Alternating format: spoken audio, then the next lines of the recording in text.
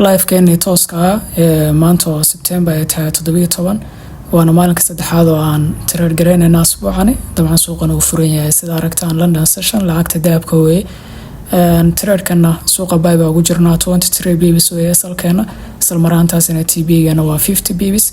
marka trade-kan waxa ku qaadanay sida aragtaan suuqa oo sel xoogan ku socda waa ka hor imaanayna laakiin 99% waa trade-kan ku kalsoonaa inaan wangareynayno oo haddii aad fiirisaan hadda daily waxa la qaaday lowga 4 hour kana markaa suuqu ee gaab fiican buu noo jooga wuxuuna soo sameeyay dhaqaaq xoogan waana khasab in nasasho la sameeyo 1 hour isaga marka aan fiirino si lamada halkana gaab looga soo tagay taasoo ka dhigan in halka suuqu ku soo nasan doono at least inuu suuqu gaab ka iman doono taartiga marka aan fiirinana candle-kan kiisa ka horeeyay wuxuu noo sameeyay confirmation in suuqaan baa gareyn karno isla marhaantaasina candle-kii ku xigay waa midkan hadda xirmay isaguna waxa weeye waxaan ka rabnay inuusan ugu yaraan uusan below close noo sameynin sidii buuna sameeyey soo taasoo ka dhigan haddii aan retest helno new tartiga furmaya iyo 4 hour-ka iyo 1h kaba in maaragtay retestigu markuu naga dhamaado toosan suuqa 5 minute-ka inta imaanay aan uga baagareynay waxaan arkaysaan markiiba trade-ku inuu TB1 uu noo gaaray ilaa maadis kale waxaana trade-ka u manage gareynay sida caadada noo ahayd inaan baarshiya la xirano kadibna aan break-even ku xirano sidoo kale